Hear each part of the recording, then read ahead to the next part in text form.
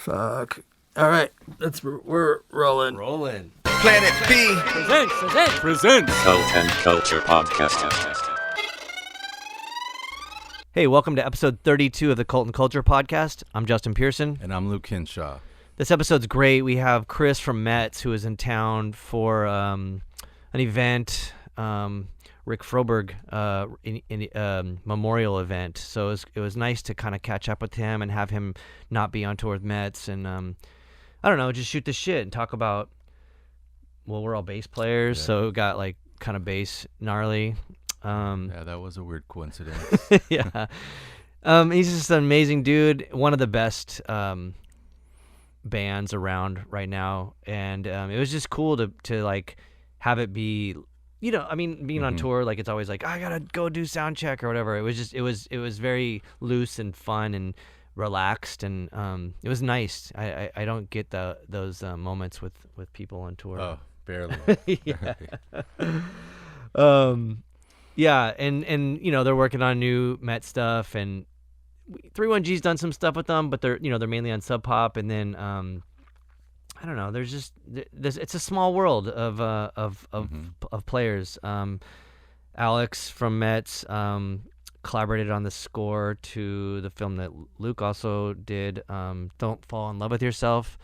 That was fun. Yeah, it was cool to have like two of my favorite musicians, well, three, but like, you know, collaborate like from not in the same room, like other coastal connection.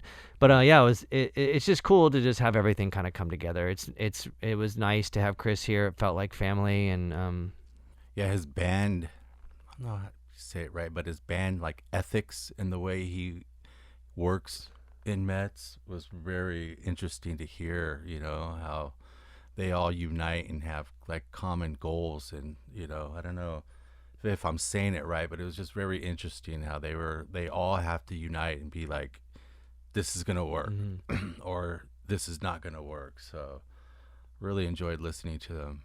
Well, also too, like knowing the three of them, they seem very humble, and there's not a lot of ego or any ego involved, and I think that's cool. And also, if you're gonna be a band for that long, you have to be able to function like that. Totally. Luckily, there are only three and not 4 or 5 like other bands. You have a 3-piece band, but I'm used to like 5 people just being dicks to each other. Not really. I'm joking. It's pretty rare, but yeah. Sometimes. Yeah, it's cool. They're just a great band. Aesthetically, ethically, you know, just personally, and obviously musically. So it's cool. Oh yeah. So with that being said, I want to just give a shout out to, we had some food delivered. If you're listening to this, you'll have no idea how awesome this food is. But our friend Zach owns Plant Power, which is like this, I'm going to set that down, this plant-based fast food restaurant chain in all of California and also in Nevada now. And it's pretty rad for me because like on tour, you stop and it's like, oh, there's you know, like the options are pretty Slim. shitty for people that are vegan or even just like trying to be somewhat healthy, you know. And so it's nice to have something like Plant Power. And it's weird, I didn't realize this, but all their stuff is compostable. All their stuff in their brick and mortar stores are like made from bamboo and recycled plastic. Like, man, they're awesome. And I really wish that like the corporate conglomerates of fast food got their shit together and did that kind of stuff for the environment. I mean, I think one of their like catchphrases was the future of fast food, and that is very true because the planet's turning to shit, and humans are doing a terrible job, and it's usually with like you know, if it's not fast fashion or whatever, it's these fast food chains. So I'm psyched that Zach hooked us up. And Plant Power's doing their part. Yeah, it's so rad. So if you're cruising around California or Nevada, I highly recommend it. Let's check it out. Yeah, here we got 2 insane things. Well, one's insane, one's like kind of normal. Chicken waffle sandwich. And this is the Caesar wrap. So yeah, check out Plant Power. Thank you. Thanks for listening. Thanks, we'll Zach. catch you on the other side.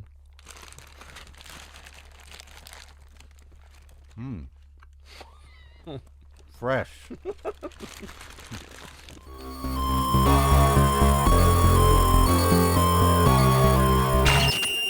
I'm Chris from the band METZ and a couple of other things, and I'm here with my friend to talk.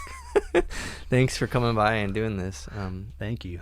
I always try to like start with like a very open focal point, and I guess I was thinking about this last night, and I'm like I'm not gonna like try to suck your dick or anything, but like I feel like you are in the perfect band. So like, and I love METZ, obviously, but I feel like on so many levels, I feel like it might be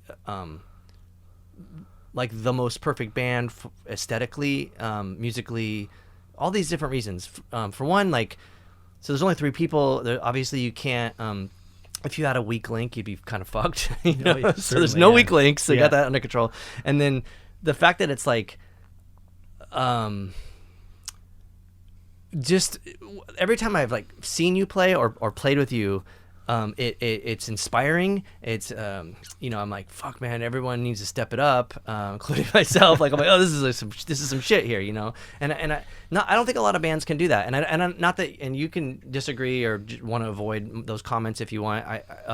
But for me, as an outsider watching it, you have these 3 people that are flawless at their instrumentation and the songwriting, and I feel like what you have put out into the world is top notch. Oh, thank you. So how the fuck did you Well, it's such a funny thing to hear, because internally you're always like, it's really hard to be in something and looking out and getting any idea of how anybody perceives what you do. We put a lot of time and heart and effort into what we do. I think a lot of the output that we've got is due to Alex having like a really strong bullshit detector. And anybody who's Wait, how do you mean that? Like as far as like the band, or yeah, no, as far as like the music goes, you know, like when we're writing, it's like we will get to a certain point, and if it's not working, he's really good at like turning it around and moving it in another direction. Instead of like riffing on some thing Yeah. that's failed. He's got a lot of patience for creating and like for writing songs, like something that I don't have quite as much as he does. Like him and Hayden are really good at being patient. I'm a very impatient person. I'm also the kind of person that, like, if I see something or hear something that I like, I fixate on it, and I'm like, I want it to just be like that. I think it was perfect there. So for me to step back, this band has had I've had to teach myself a lot of patience. Yeah. And just like any relationship, you know, there's going to be like little arguments about why you think it's working or why you don't think it's working. But ultimately, when we're all in a room together, it's pretty easy for us to distill our thoughts and then output what we think is good. And then we've been fortunate enough to find sort of a kinship with Seth Manchester at Machines with Magnets, and have just sort of, he seems to speak the same language as us and really helps us to sort of create the version of this music that we want to create. Would you call him a producer or just some like a fifth or fourth member? I don't think he would consider himself either of those, Yeah. but I would say that he for me specifically, like, his input on things means a lot to me. Yeah. So as far as production goes, I think he is a producer, but he kind of refuses. He likes to be called an engineer. But it's nice to have that other set of ears to be like, yo, do this, or like, this is good, and you can go into it knowing like someone's got my back. Absolutely, yeah. When we were recording some new music recently, I was playing and I was like, this doesn't sound like me, man. This doesn't sound right at all. He's like, don't worry about it. Yeah. Don't worry about it. Here, look, just play. And then he like turns a couple of dials. He's like, there you are. See, there. I was like, all right.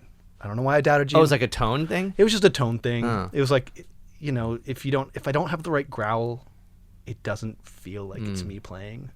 I'm hearing the stuff bouncing back at me. I can hear like the plinky plonkiness of my strings. I'm like, I don't like this at all.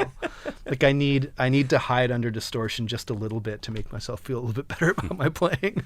Well, that's kind of an interesting point too, because for me, most of the stuff, like, you know, I guess like a good example would be like with the Locust, when we were a 5-piece, it was like garbly-goop of just stuff on top of each other, and we lost everything. But as soon as we went from a 5-piece to a 4-piece, it opened up and it was the first time in my life that I think I became aware of space and like, oh, I can sit here musically and this and that. So like I would listen to METZ on record and live, and it's just so nice to have even one less thing competing for that space.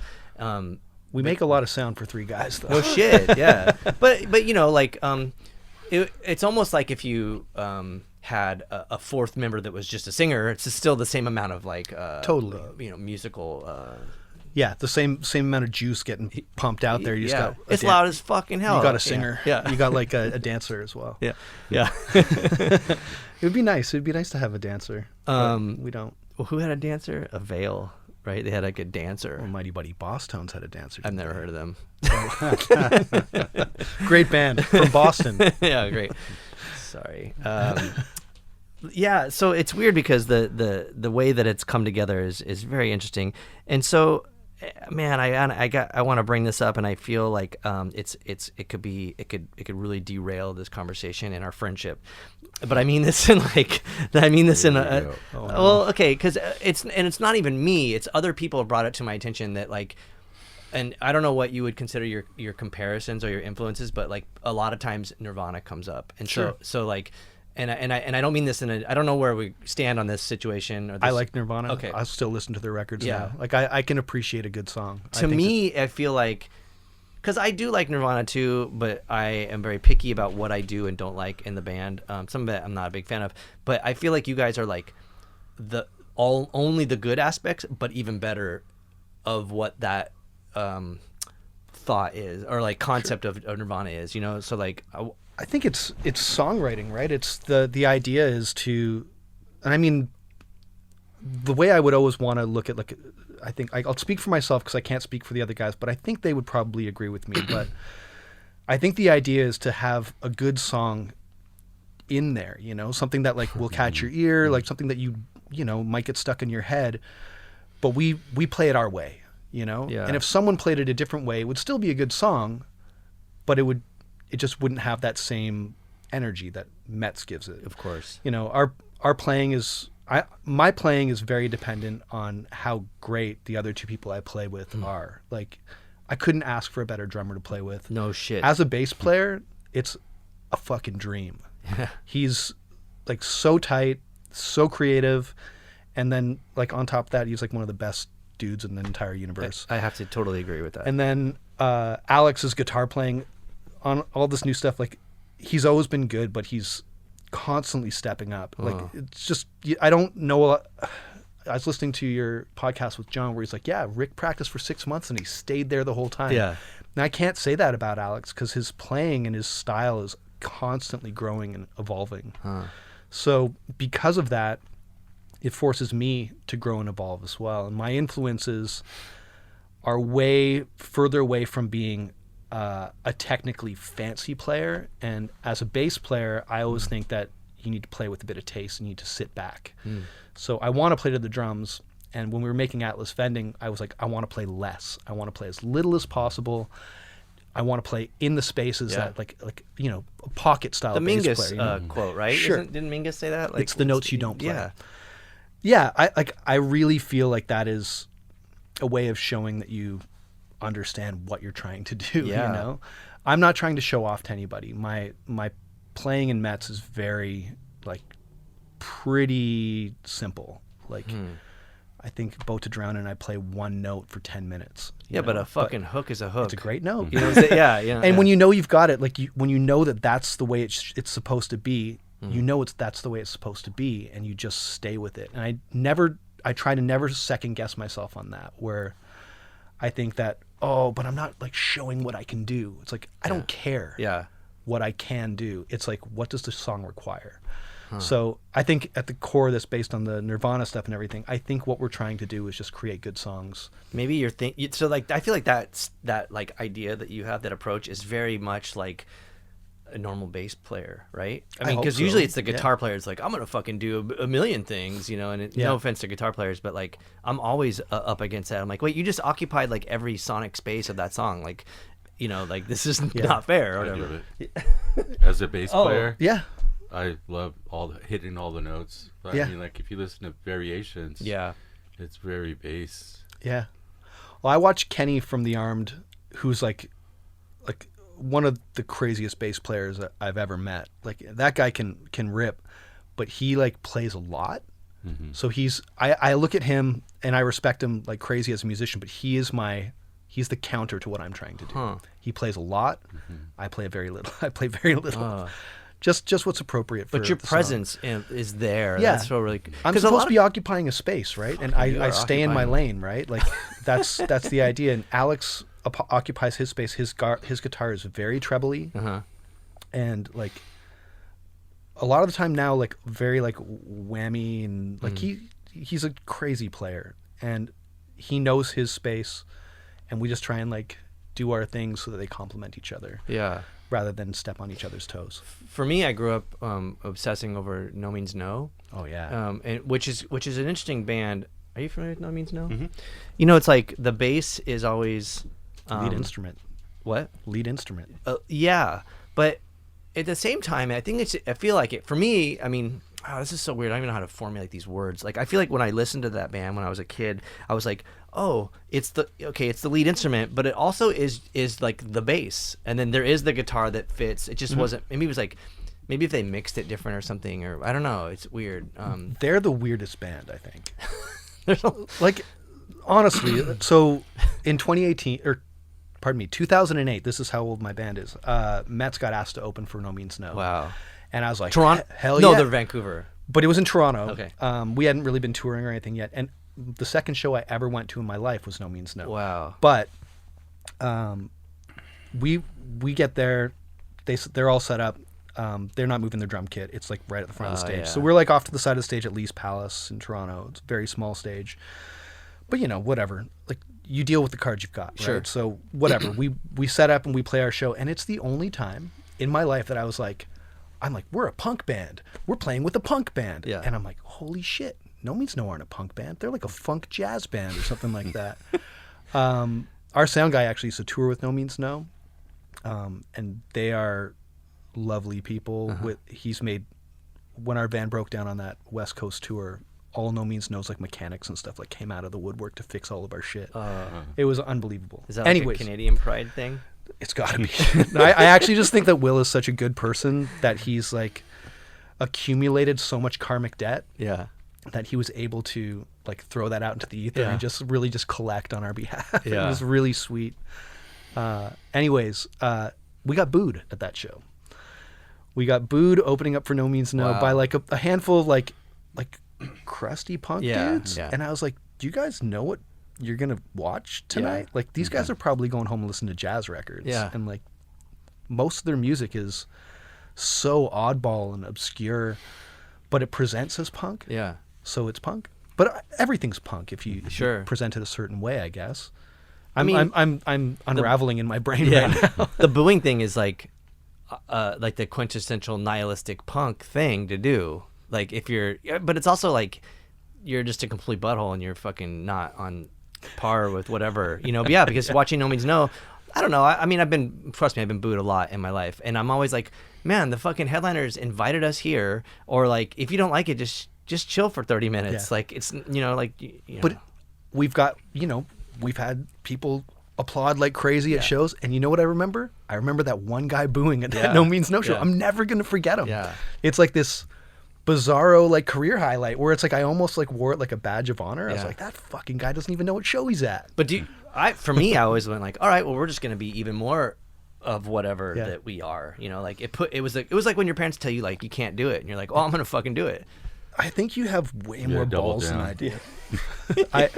I don't think I'm still a fairly shy performer, but then even more so, like where I feel nervous on stage all the time. Huh. Me too. And Fuck. I would not. You're up there, dude, just ripping it. You know, like I don't know. good thing about like when you're moving around, flying around the stage and stuff is you're not looking at people. You don't Yeah. like You're in the zone. You don't feel the eyes on you. But that night, like back then, I always just felt the eyes on Yeah. me, and I was like, thankfully, I'm not the lead singer because that's who everyone's looking at anyways.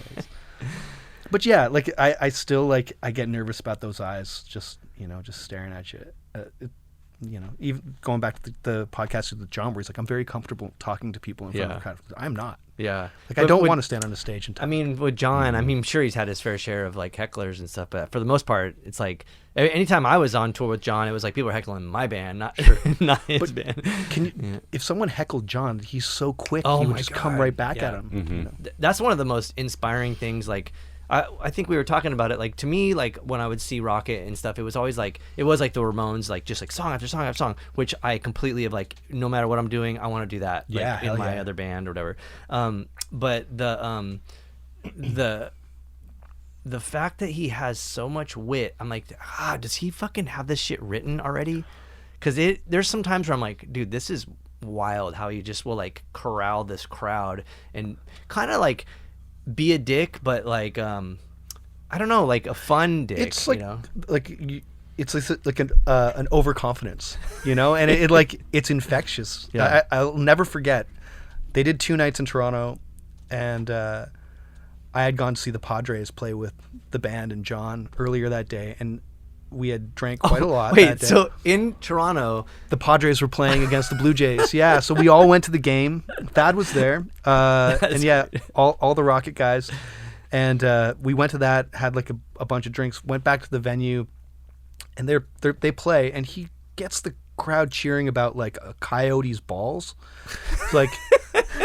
Coyote has a ball in the front and the ball in the back, and I want everyone like front ball, back ball, woo! He had the whole crowd going, and I was like, "This has got to be something he does every night." They play the next night. There's no Coyote's balls thing. He's got a whole other shtick that he's doing, and it's totally inspiring.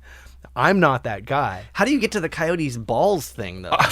Was there like a thing where you're like, the audience said something and you're like, I'm gonna talk about Coyotes balls, I don't think so. Yeah. I mean, not that I can remember, but it.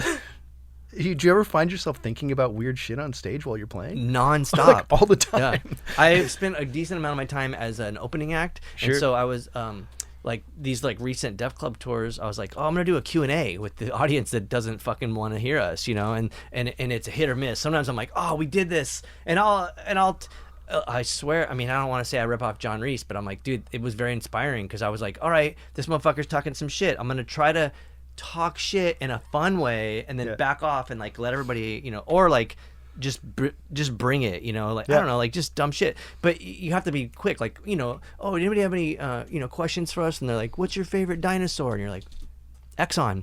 I don't know, like, and then that's like funny, ha ha. I mean, it's not as good as Coyote's balls, but I'm using that as an example of like someone who's just got such a quick wit and like is like clever on their feet. Yeah. Yeah. John's just it's like a master of stage performance. Oh yeah. Yeah. He's always has been. But I mean, when we played together in LA last year or the year before or whatever, I remember you were asking the audience, and it went over great. Yeah.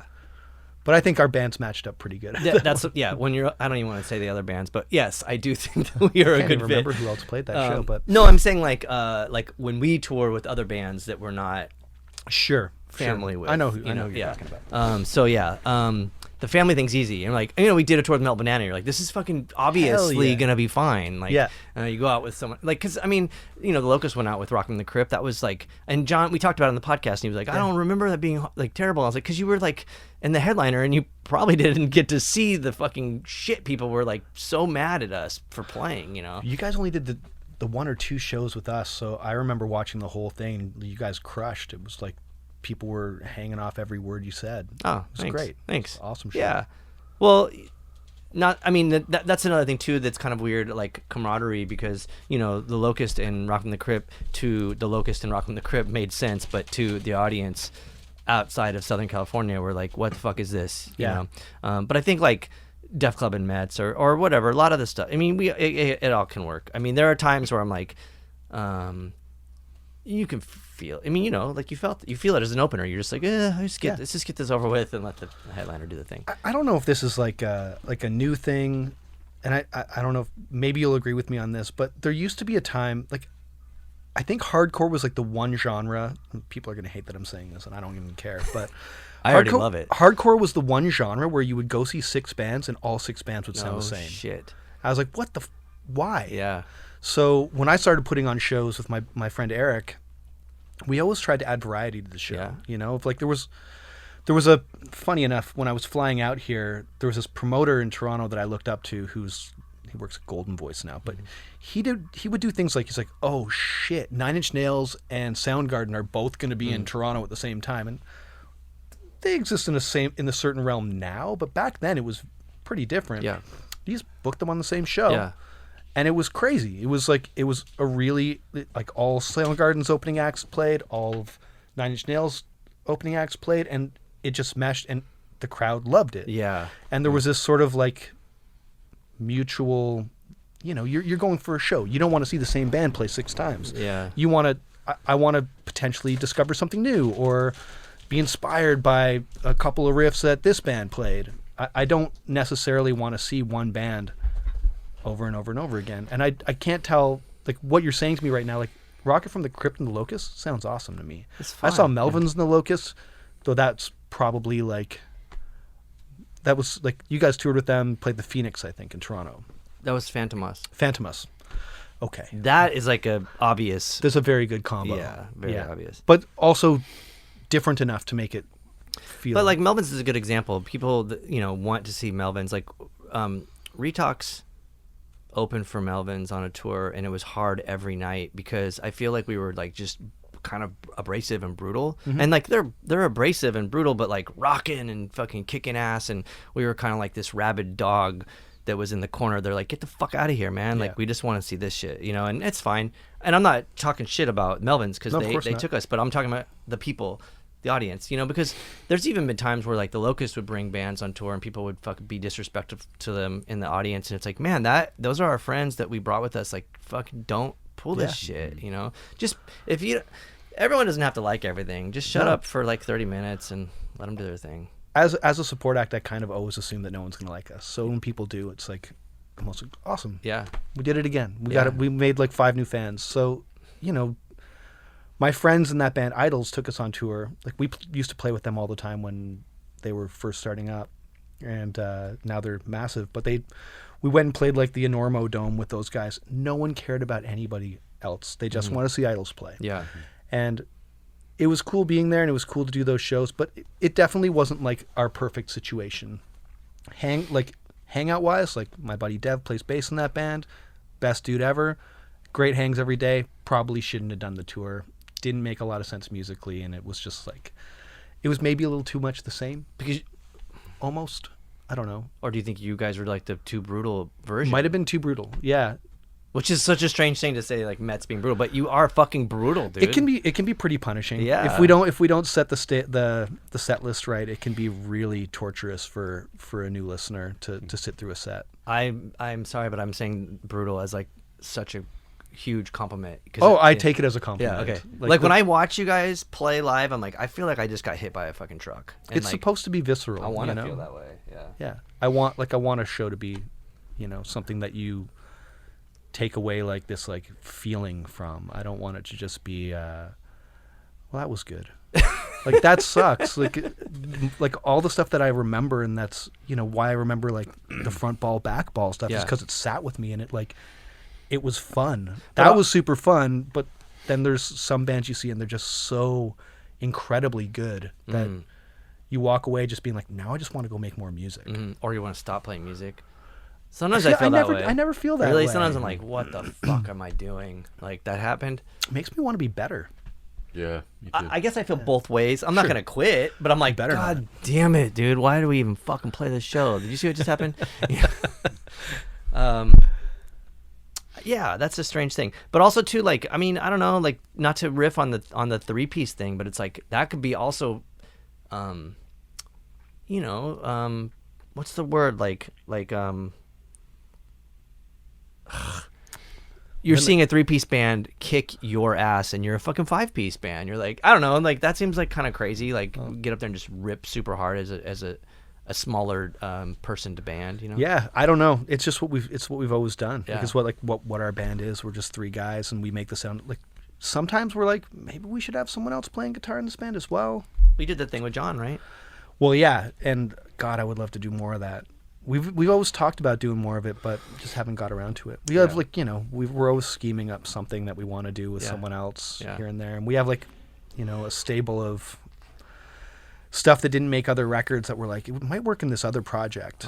So we're always just kind of throw stuff around. So, you know, maybe I'll have a little chat with John about that tomorrow, see if we can put this together again. Well, we're always like tripping out, like in the Planet B stuff, like getting like features. You know, it'd be cool to like do like a METZ record, like a featured all of these people on a song, you know, each song or whatever. That'd be sounds cool. great. Yeah. But yeah, where do you go from there? You could get any instrument, which would be, if there's so much space, you could be like add keys or a second drummer or whatever, you know? Yeah. I mean, the thing with like the 3-piece thing is we've kind of always liked the idea of living with limitations, you know, and the idea of a recorded album having like a lot going on in it, and then you distill it down to like what happens live on the stage. And I'm triggering samples here and there, but there's never like, the band is very much a live band. Like we play all of our instruments. There's never going to be like tracks or anything like that happening. Like, well, the samples are like, I mean, essentially like you playing a pedal, I guess. It's like there's certain parts where I might trigger like a weird guitar sound or like a drone or something, but like you know, it's like Geddy Lee triggering pedal board. I'm playing this thing with my feet. Yeah. And I, you know, we do what we can with the limits that we've got, and I think that, you know, through that we've made the idea of like making a lot of sound to cover off a lot of that space. You know, you spend years searching for your tone, you know, your specific tone. So my bass tone is something that I stumbled into, but I've come to like recognize it as mine, you know? Yeah. And then it's funny because him and I struggled too when I tried. I'm like, let me play bass on this thing, and it's just like, you know, or like or whatever, and like that's not gonna work. Like, you know, I mean, it's like, do you ever have pedals? You use all the pedals that I can't make work. Like it's like, oh yeah, he's got this. I'm not gonna name any names. Because, but for you, I feel like you have this like, it's like a fucking, you know, spaceship engine, just like, you know, I don't know, it's like there. I feel like you can only apply that to a band that's just like really high energy, you know. Took a while to get some low end out of that though.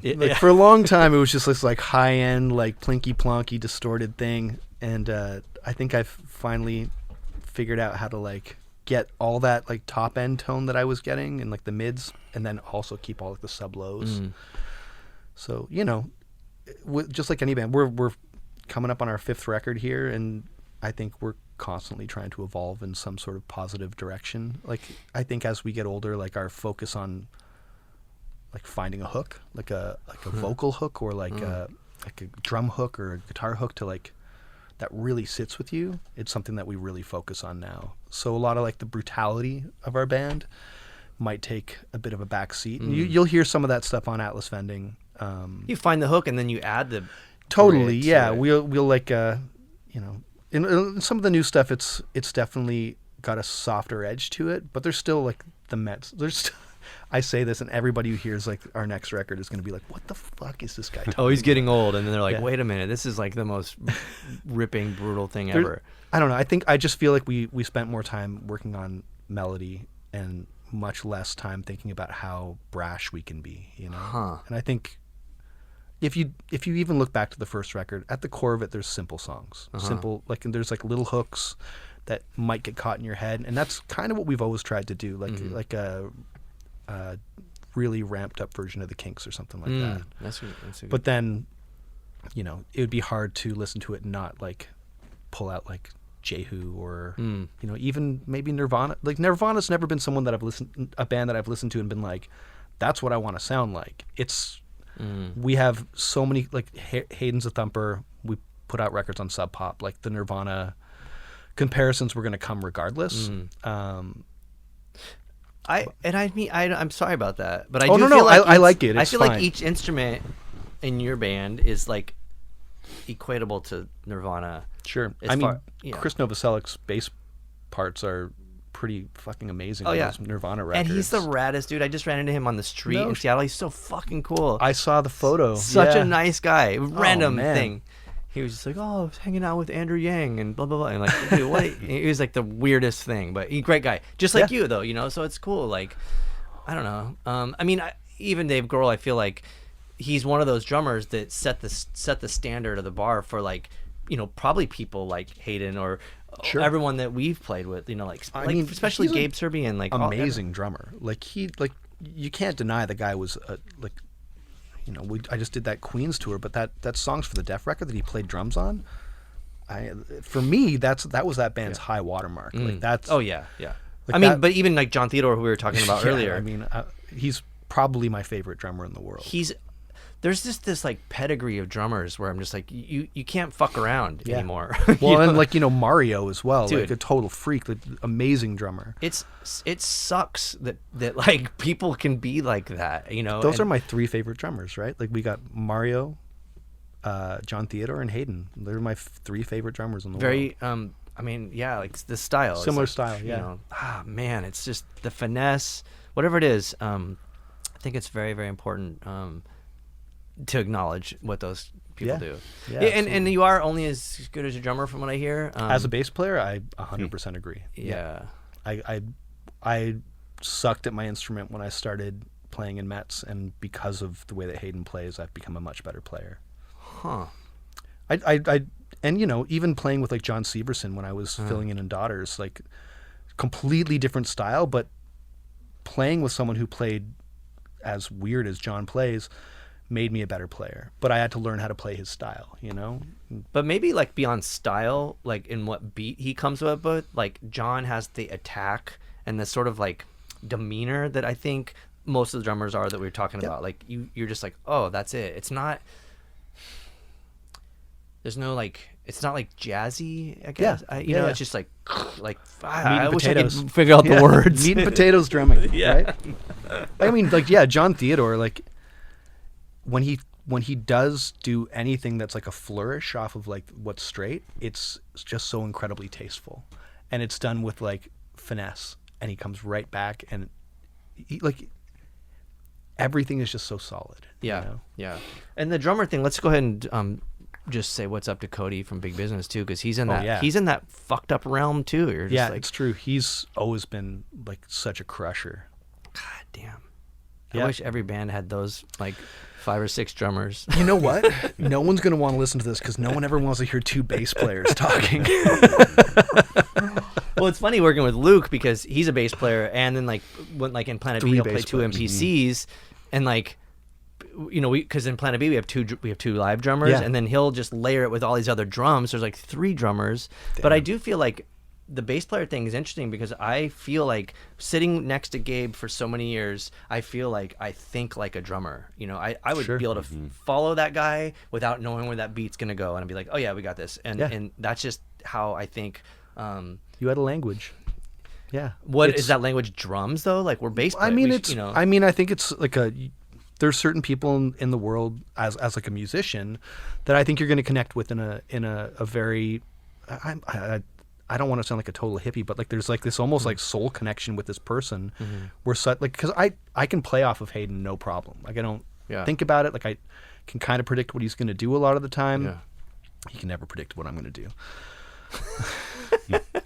But like that kind of relationship with another musician is kind of a rare thing to come across, I think. And I could see you had that with Gabe. I will say that Locust show at FYF was like one of the top 10 best shows I ever saw in my life. Whoa! It was insane. Like the 3 of us were just watching with our jaws on the ground. Whoa! Like, we didn't know each other back then. No, we didn't. Huh. So I actually think I came up with like that was amazing. You're like, thanks. Yeah, that was a hard band for me because I thought everything was bad. Like we're just like, oh, it could have been better. Like I said, like when you're inside, it's just so hard to understand the way that other people are seeing it. Yeah. So I think that's how you maintain how you stay humble in a lot of ways. Like if you're like, I don't think this is that good, and I think it could be better. So you're constantly pushing yourself to be a bit like to level up a little bit, and just be a more professional or like just a more solid player, like no more like loose notes just floating around in the ether. You want to be tight, you just want to be a better band. And I think, you can't see it when you're in it. Mm-hmm. But sometimes like you'll get up on stage and you'll have a great show and you'll be like, yeah, we're a good band. It's we can always be better, but that we're is a good yeah. band. It's very rare when I'll be like, okay, that was good. Like that was our thing. We did it. Usually I'm like, fuck, we fucked this up, and I don't know if that's like, because it was fun also too, like not to keep going back to John, but John was like, this should be fun, and I was like, I completely agree that it should be fun, but I was like, I don't know. A lot of times I feel like maybe it's. There's this video or this film that Weasel Walter was in, and he was talking about music not being fun, but I don't think he meant it like it's not fun. It's the opposite of fun. I think he meant it like it's like an absolute necessity for him to function and exist on this planet and like to do this thing, and that doesn't always have to be like fun. Like like we're rocking out. I mean, that's the thing about all kinds of art, right? Like sometimes it's just straight catharsis. It has nothing to do with being fun. Like I can't imagine you would talk to the guys in Coil and be like, "Hey, are you having fun?" It's like, no, this sucks. I hate it, but it's like it's what I do to get through the day.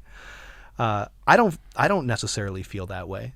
Music is like a huge source of joy for me. It's a catharsis. It's therapy. It's all of those things.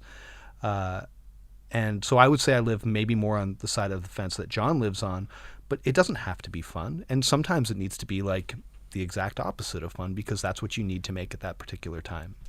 Maybe like to expel something. That's how I look at it. Like we just did that and I feel like, okay, now I'm like back to like square one. Yeah. Before I needed some help, Yeah, I think the idea of using whatever art form or hobby you have as like your outlet to sort of to expel your demons is like a really powerful thing, and I think it's really important that everybody has that. It's good for everyone's mental health to be able to put something, like to create something here and like have it finished in front of you, or like for me, my judgment on like a good METZ show has a lot to do with like the energy you get back from the crowd. That's so important. We don't say much on stage, like we're pretty quiet.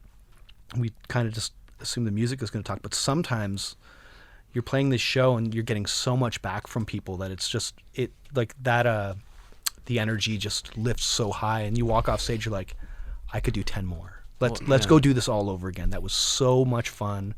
That was a great show. And you might not have played the best show you've ever played, but you connected with that audience. That's a crazy thing to even acknowledge, is the energy, because people are always, it always comes up like, because there are like special spots. We're always referencing like the Che Cafe or the Smell or Gilman, or I guess like, I don't know, like, ABC No Rio, like there's all these like our Fireside Bowl, like there's these places where you're like, this is like special for what we do. And kind of, I mean, I don't know, I guess my standards have changed over the years, but like, I don't think I've had a bad show really it's like, because it was at this space where like the collective energy is gonna be there and it's right. I saw a lot of bands that were terrible have amazing shows because people were just like, it was like bands that like go back and listen to their records like, holy shit, this is really bad, but I remember this show because it was just so much fun. Like I saw Ink and Dagger play like 10 times and I think one time they were really, really good. And then not like, they weren't the tightest band, but they were so fun. To like, and like the crowd would get really into it. So it was an event, the whole show would become this big event. And I always loved it. Like I never walked away being like, the guitar sounded kind of weird. It's like, I didn't give a shit at all. I was like just caught up in the energy. That's a good one too, because you do compromise sound for performance. Not performance like a, look at me, I'm dressed like a vampire, but like performance like the energy and the whole event. God, if you could somehow market that or learn that, because that's not a learned thing. Like that's just something you have to stumble upon. It's not, but I think more than anything, if people like, anytime anybody asks me for advice about, starting a band or whatever, getting attention as a band, like I don't know if it was ever my intention to play in a band that was touring and traveling around. It was just something that I did, and it was fun. And like, I had a job, I was doing other stuff, and when like the METZ thing, when the guys moved to Toronto and we started METZ, and we never expected any of this stuff. We never expect to be a band this long, really. I don't think, but you just gotta like enjoy the thing that you're doing, and then when you get out there and you play shows, just try and enjoy playing the show. I mean, but you not even like, because I remember starting playing music. It was always like you kind of lasted about 2 years, and that was about it. You know, Yeah, and it's yeah. like it's weird. So you guys have 5 records out? We've just finished work on the 5th. To me, like I'm like fuck. I guess I didn't count them. I was like, I just assumed there was like maybe another one or something. You know what I'm saying? Like I was like, only. Well, there's a compilation record. There's a bunch of 7 inches. Yeah. Like, you know, there's like 12 or 14 7-inches. There's a cassette tape. Yeah. There's a compilation record. So, you know, our 5th LP. Sure. Is But just but you know what's interesting too is like people always, you know, like when, like you said, people like will ask you a question about like, how do I do this? You know, and it's weird because growing up, like there was no ability to ask someone. It was always like, well, I had this experience and I'm going to take from that what I'm going to take and do what I can do. Like, I mean, I can, you know, the fucking shit that I did when I was a kid before I started playing music that led to that. I'm glad I didn't have the audacity to say like, hey, how do I start a band? Or like, how do I do, you know, I'm just glad I was like, I experienced that. These people are fucking cool to me, and I'm gonna just go with it, you know. But also like starting a band not to like achieve a thing other than like, hey, me and my friends are gonna make this art, and then that was like the extent. We weren't like we're gonna be successful, and it was just there was nothing beyond like let's just do this. We had a really good show at the Casbah one time. John Reese is off to the side. You were there too, actually. And I walked off the stage, and John taps me on the shoulder. He goes, "You just created like 20 terrible bands. Great show."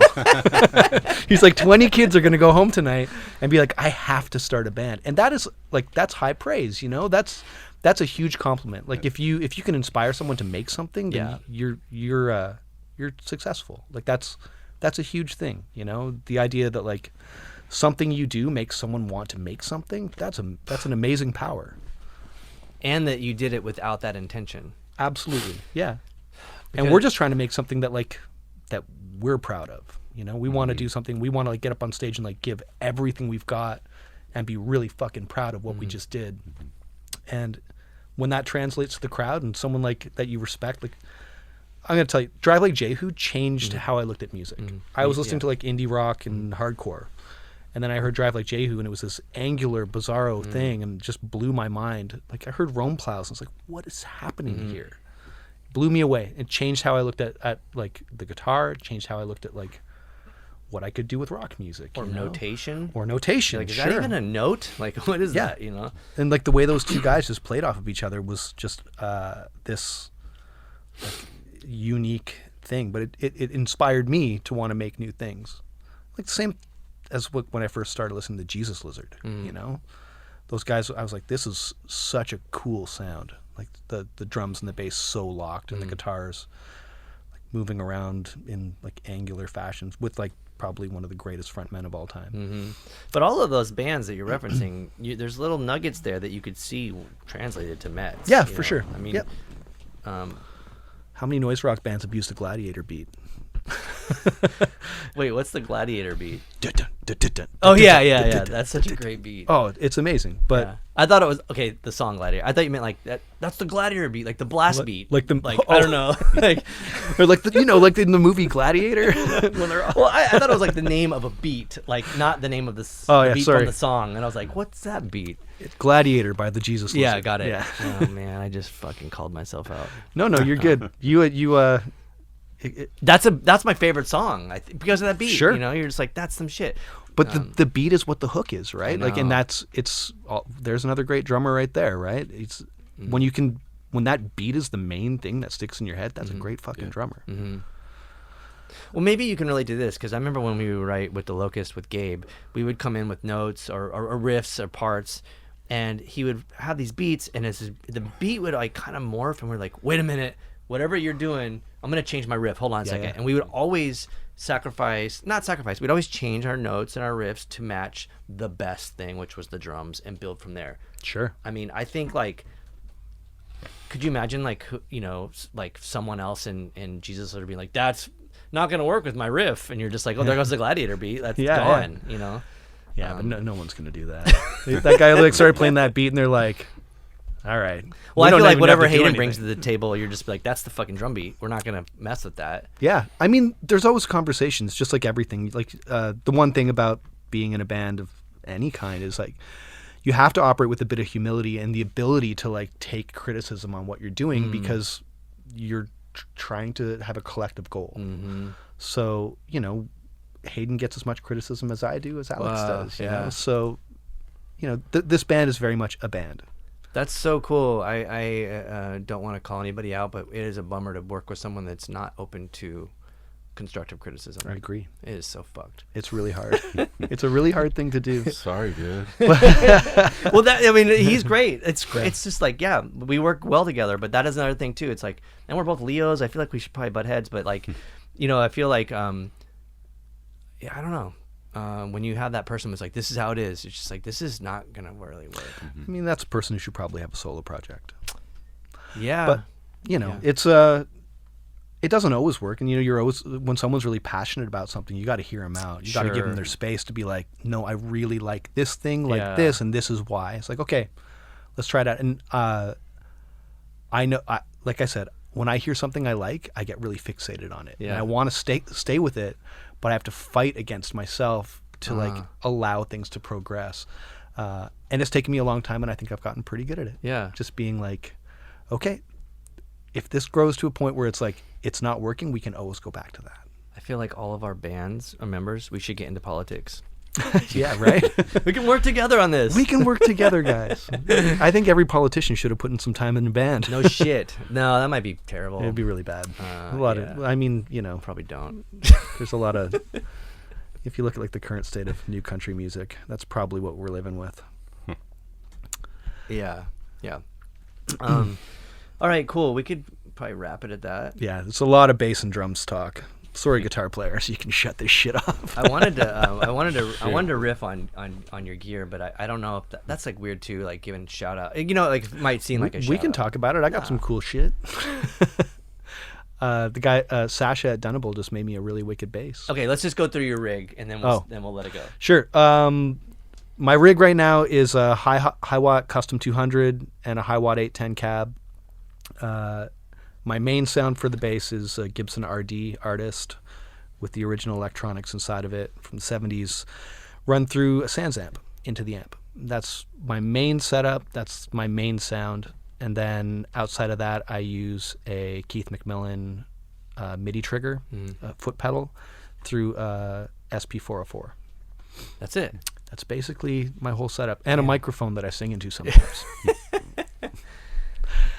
Yeah, it's really nothing special. But lately, I've gotten like a handful of really interesting equipment. Sasha at Dunable made me this very customized, incredible bass that is likely going to take over. Really? Yeah, it's so awesome. I measured out my RD. It's kind of the same shape.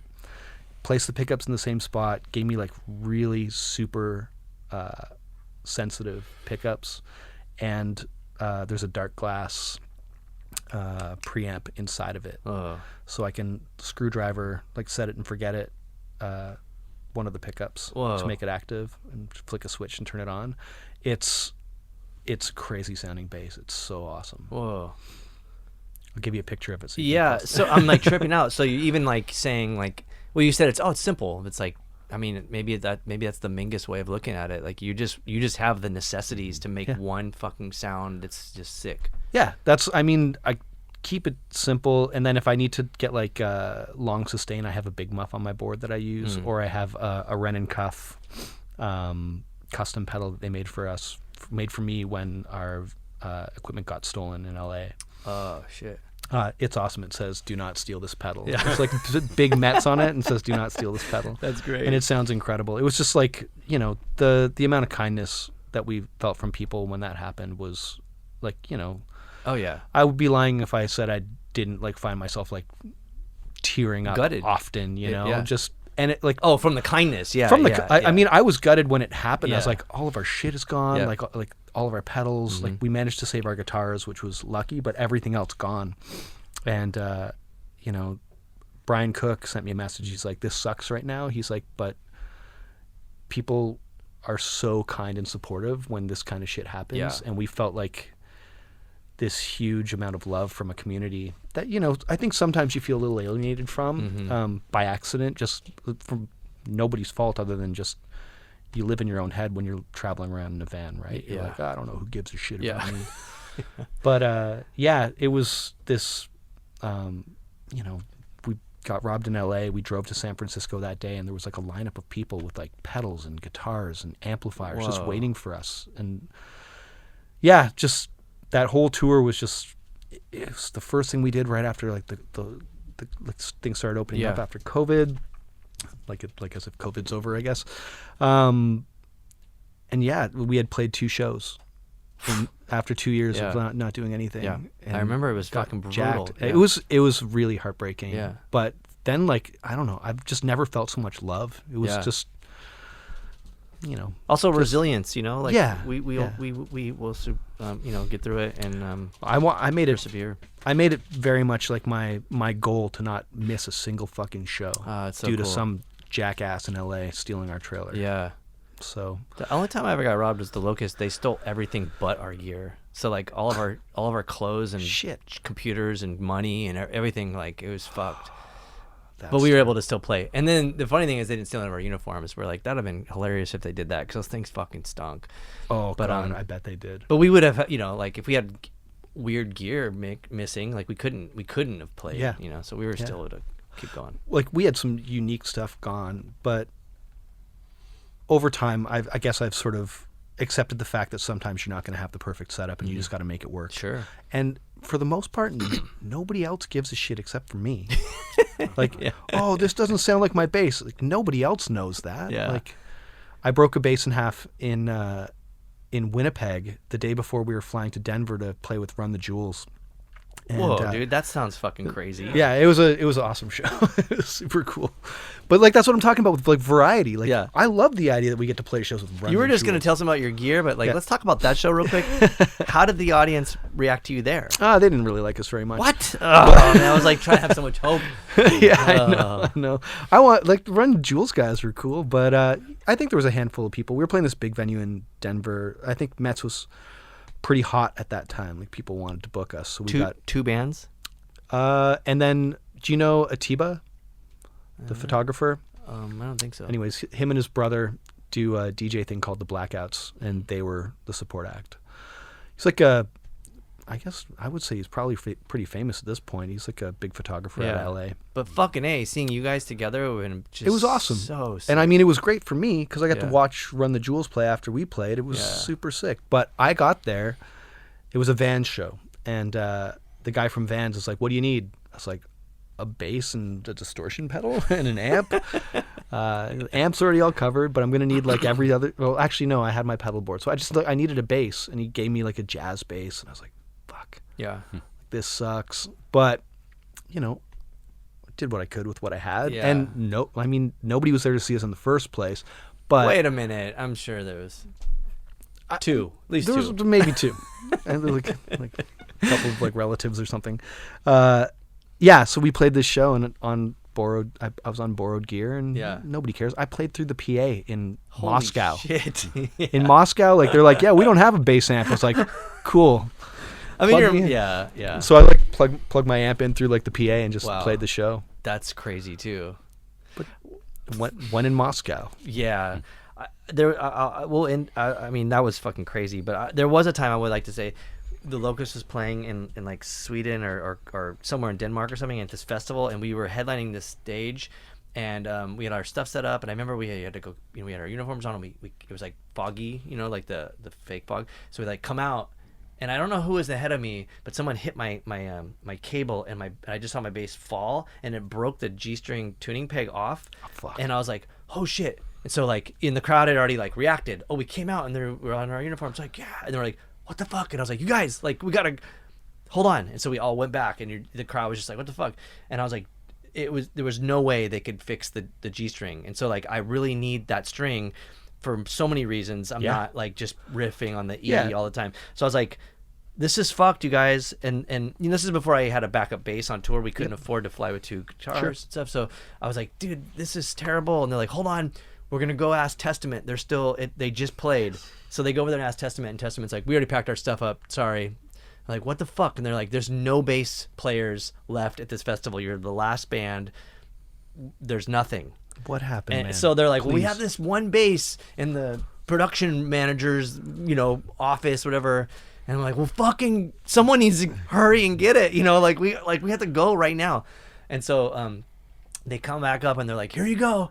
And there was so much wrong with it. For one, the action was like so far away from the fretboard. I was like, you know when like you get like the junk rate, it was like that kind of, and the action was so high, and it had a "fuck the police" sticker on it, which I like totally do not like the police, but I was like, this is like, that's not you. Like, come on, like fuck the police. And they're Maybe like, the this t-shirt, is it. but, And so it was like, I was like, you guys, and also my regular bass is 24 frets, so it didn't have all of the frets. I have one of and those. I couldn't play. I was like, you guys, we have to cut these songs. I can't play them. So we went out on stage and we were playing, and it was really, really painful, but we did our best. Yeah. But at some point, someone was like on the side of the stage holding my bass, and they're like, and I was like, oh shit, they fixed it. And they literally just took they just drilled a screw in it and hooked my G string to it, and like I just tuned it. This is your Dan Armstrong? Yeah. Oh my God. And I was like, whatever, and it worked, and we finished the rest of the set. And then the next day, I got it fixed. Can I ask you about your gear real quick? Sure. You get a pretty bright tone out of that Dan Armstrong. Is it the EGC? Pardon me. Is it the active pickup you put in? Yeah, the EMGs. Yeah, because I had two. They're guitar EMGs. I think they are. I don't know. I can't tell the difference.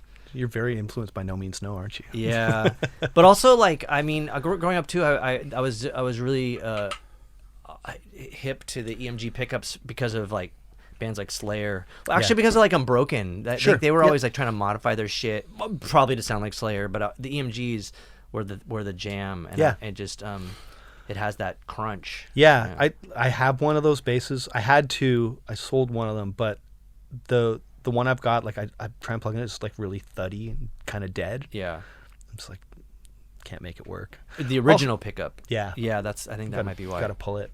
The one I have is a prototype, so I was told that it was before they were even like on the market. Oh wow! And it came with the EMG pickup in it, which is really weird. So that's unique. Yeah, I don't know, like if someone was lying to me or what, but do you know what year it is?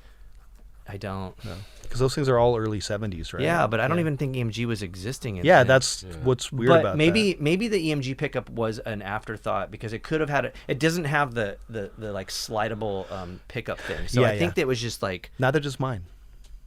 Yeah, I don't know what the deal is with that. I think mine's a 70, but mine is too. Yeah. I don't know. Anyways, yeah, you can chop gear. as much of that as you want. But thanks so much, man. That was great. Yeah. Go ahead. It was really good. How do you guys like the podcast? Do all those things: like, subscribe, share, whatever you want to do. Again, thank Chris for being on this podcast. Thank you, the listener, for giving a shit. Let's thank Earthquaker Devices for being awesome all the time. Fender and Heartwork Coffee. I don't know. Just Ruinous Media also for taking us under their umbrella of podcasts. We're with some sick ass podcasts on there. And of course, Andy and Becky. I know. Thank you guys. Just check out other episodes if you get a chance, and we appreciate you paying attention. Thanks. But